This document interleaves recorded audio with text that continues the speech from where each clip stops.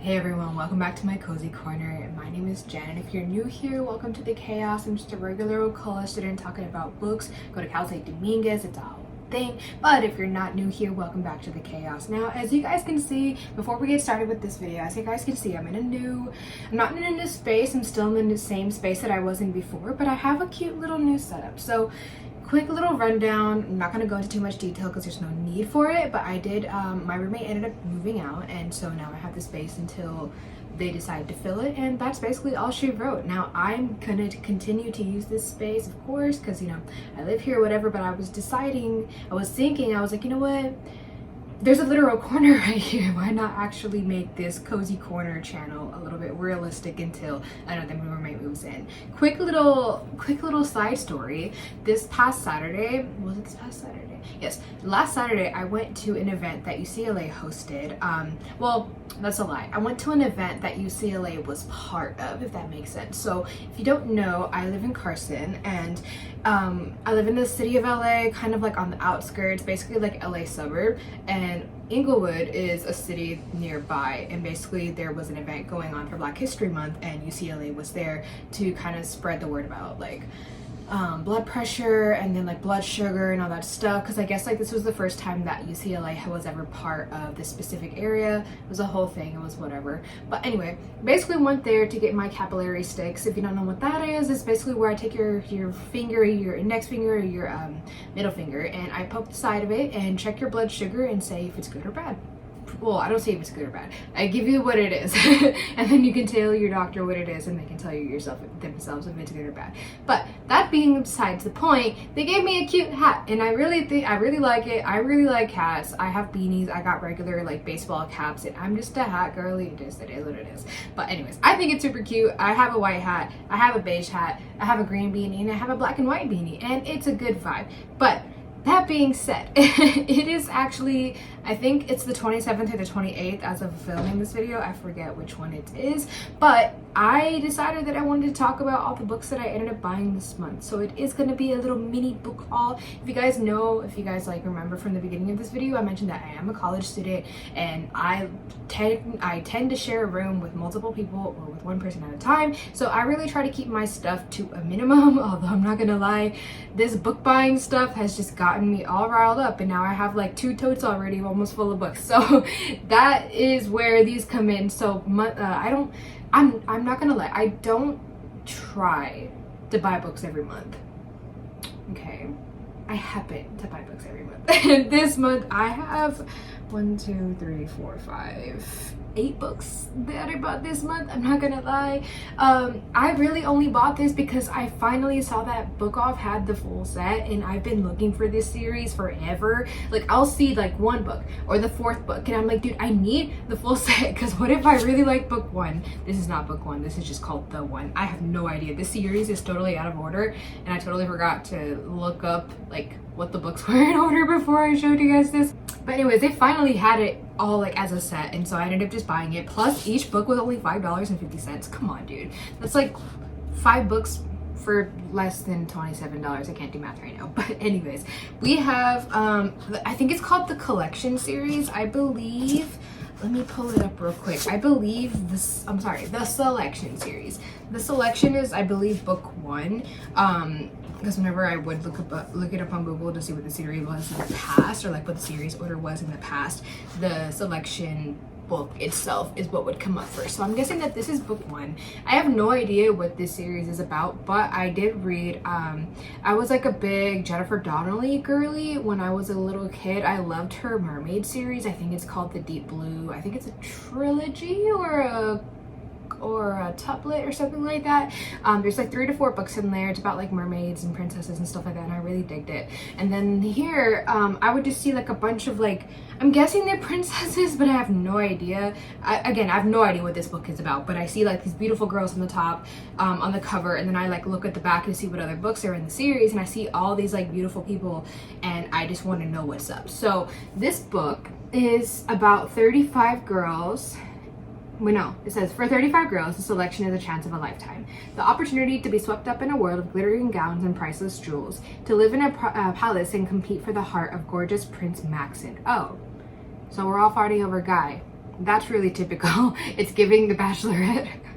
I never watched The Bachelorette before. But for America Singer, first and last name, being selected is a nightmare. It means turning her back on her secret love with Aspen, who is a caste below her, and leaving her home to enter a fierce competition for a crown she doesn't want. Then America meets Prince Maxon, my gosh, it's a tongue twister, and gradually she begins to realize that the life she's always dreamed of may not compare to a future she never imagined. So I'm guessing we're looking at America and Prince Maxon, and they get together, and then they go through the trials and tribulations. Is each book a standalone?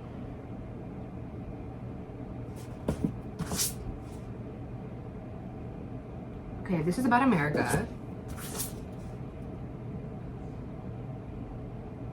They're still fighting over this guy.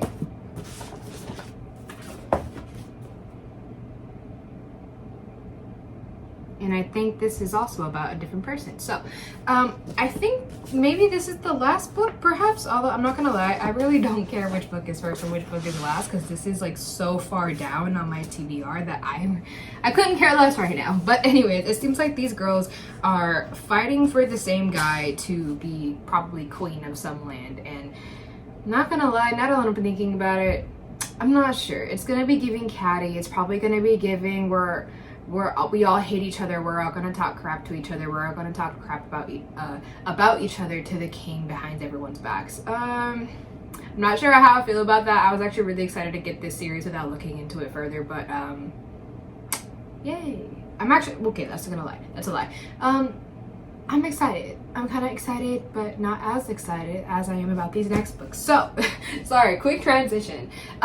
If you guys don't know, pretty much like last semester, between like August and December, I ended up reading a crap ton of books, and then I posted a video about it.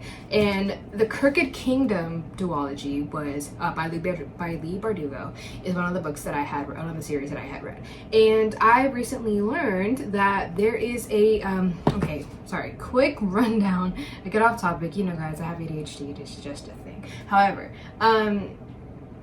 the Shadow and Bone trilogy and the Six of Crows duology are within the same universe. Grishaverse, we're just gonna call it like that. I've read Crooked Kingdom and the Crooked Kingdom duology, absolutely loved it. I'm planning this year to read the Shadow and Bone trilogy, and in that book, in that trilogy, there is a character named Nikolai, and I'm not sure what the trilogy is about. I just know that it's between a dark wielder and a light wielder, and some stuff happens and I have no idea. But with this one, I guess there's a character. I'm wondering if it's like the best friend of the female MC in the first book, but we're essentially following the boy king, the war hero, the prince with the demon curled inside his heart. Nikolai Landstuff has always had a gift for the impossible, yet each day a dark magic within him grows stronger, threatening to destroy all he has built. His country is Nikolai's first love, and whatever it demands, he will give. Zoya, I'm not gonna pronounce that last name, I'm gonna butcher it, has devoted her life to honing her deadly talents and rebuilding the Grisha army. Despite their magical gifts, Zoya knows that the Grisha cannot survive without Ravka. Is that a typo? That is a typo. Without Ravka, and Ravka cannot survive a weakened king. Zoya will stop at nothing to help Nikolai secure the throne, but she also has new enemies to conquer in the battles to come. Far north, Nina Zenik. Okay, so we're still within the Shadow and Bone trilogy. I'm wondering if there's a part where Nikolai like goes off somewhere and kind of like leaves the group for a bit, but again, haven't read the trilogy yet. It's on the list. I'm wondering if I can do like a tandem read or something like that, and then like, I don't know, maybe read the first book and then he goes off somewhere, read this book, and then go back to the second book, and blah blah blah blah. But besides the point, Nina must face the pain of her past if she has any hope of defeating the dangers that await her on the ice. Ravka's king, Ravka's general, Ravka's spy. They will journey past the boundaries of science and superstition, of magic and faith, and risk everything to save a broken nation. But some secrets aren't meant to stay buried, and some wounds aren't meant to heal. Okay, so kind of heist, kind of we're gonna go save a kingdom. We're all working together. It's really giving I'm feeling for Ruined Realms vibes, as in we're trying to save a kingdom. I'm also feeling Crooked Kingdom, where we're all kind of going on like a slight little heist between like, I think there were like 6 people or something like that. or 7, I forget, it's been a while. And instead of a heist, we're trying to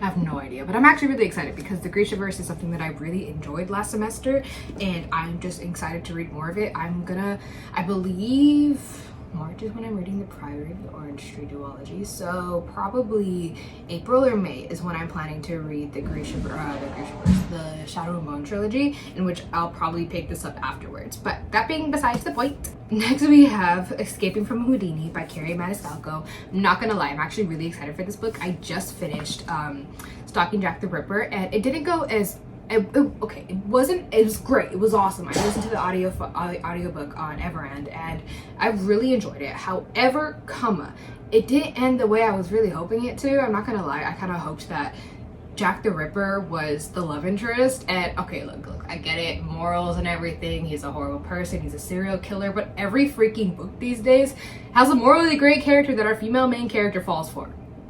I was hoping that was it. But Jack the Ripper is not plot twist. Sorry, if you guys, I don't know. If you guys read the book, it's really good. Highly recommend. This isn't really a spoiler. This is just like a theory that I had in my head, but the love interest is not Jack the Ripper, and I was kind of hoping it was. But that being besides the point, Stalking Jack the Ripper was actually really good. I rated it a 4.5 and a half. Like, I really freaking loved it. Not quite a 5-star. There was a couple of things I felt like well, you know what? I'm not gonna say anything because guess what? I have a TBR wrap up coming up soon, so we're just gonna wait for that. Escaping from Houdini. I'm so sorry. I'm like really weird right now. I'm excited for it. Audrey Rose Wadsworth and her ever-vexing companion, Thomas Cresswell. Wait! Is this in the same universe? Are we following the same story? I thought that this was a standalone. I'm gonna have to buy the full series. What the heck? I thought these were all standalones. Okay, so Audrey Rose was the main character in Stalking Jack the Ripper, and then Thomas Cresswell and her ended up getting together. Is this the second book in the series? More research needs to be done. I'm gonna get back to that on that. But anyway, Audrey Rose Wadsworth and her ever-vexing companion Thomas Cresswell set sail on the luxurious RMS. I cannot read. What the heck? Etruvia en route to their next investigation in America. On board the ship's 7 nights of carnival entertainment, starring a promised young escape artist, proved to be the perfect distraction from the grim task that awaits. But the voyage quickly descends into a horror show when young women begin turning up dead. Oh, I'm actually really looking forward to this one. It's giving that episode in what is it? Conan the Detective or something like that. No, Case Closed, where like everybody died. Was it on a ship? No, it was in a mansion, and everyone was trying to like find who did it. That's cool. I'm loving it. For Audrey Rose, the Moonlight Carnival with its disturbing acts and bizarre characters becomes a nightmarish backdrop to her search for answers. With clues of the next victim's identity pointing to somebody she loves, can Audrey Rose unravel the mystery before the killer's horrifying finale. Okay, that was a freaking mouthful. I don't know what's up with me today. I'm having a hard time speaking, but I'm hoping that this is the second book in the Jack the Ripper, I'm just gonna call it the Weird People series, the Cold Case, the Who Done It series, because who did it really, in both books actually. But I'm really hoping that this is the second book because I will eat this up. I will literally read this today if this is the second book in the series, and I'll just like put up here whether it's like actually the second book of the series. But I'm excited, you guys. Last but not least, you guys, I heard about this from Jamie Falk. Love her, shout out to her, love her. Whenever she like posts on her page, I'm just like, dude, I need to listen to this morning while I'm working out. That's actually like how I usually go about my mornings. Like I'll like work out while listening to like a million YouTube videos to catch up for the day on what's going on with everyone's lives. I don't know what it is. It's like watching my cartoons in the morning, or like a Saturday cartoon session, but instead of cartoons it's freaking YouTube. But anyway, that's besides the point. Jamie Falk really loved this book. This is called The Women by Kristen Hanna. This will be my first Kristen Hanna book. I also have The Nightingale. I know everyone's like, oh, it's the 10th anniversary. We're super excited about it. I was not on the hype train. I had that book way before everybody cared about it. That's a lie. I had this way back when Jamie Falk was caring about it and was like, this book is so good, you guys have to read it.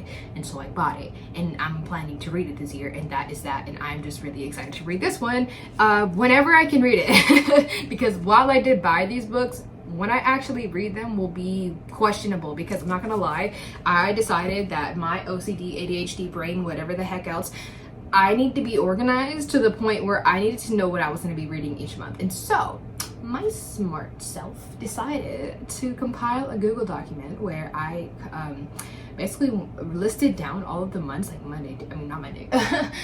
January, February, April, May, blah, blah, blah, blah, all the way to December, and wrote down the books that I was planning to read, and then have like a cute little, like, in January, you'll be reading 5 books. In February, you'll be reading this many books. In March, you'll be reading this, blah, blah, blah, like all the way down to December. And I'm booked for the year. I am booked for the year, y'all. If I like go through my TBR that month and have nothing else to read, and I have a couple days left until the month is over, then of course I'm going to pick up another book from my pile. However, I decided to get super organized and just make that, and just, you know, I felt good about it. I was like, okay, now I know that I can actually take care of my TBR cart in an entire year, and then add more books from my tote over there to the TBR, and then start a new year, blah, blah, blah, blah. But rambling over. Super, like, I'm sorry, that's like an interesting way to end the video. If you like this video, go ahead and like it. This is what I bought this month. If you read any of these books, go ahead and put them down in the comments, and if you did read them, tell me what you thought about them, if you liked them or not, and I will get back to you guys for my February TBR wrap-up. So go ahead and like and comment, and definitely subscribe, so then hit that little bell so you know what my next upload is going to be. Like I said, you guys already have that sneak peek, that little hint. I'll be talking about all the books that I read this month and going into depth with how I liked them, or if I did it, or whatever else. So go ahead and subscribe, and I'll see you guys next time. Bye guys.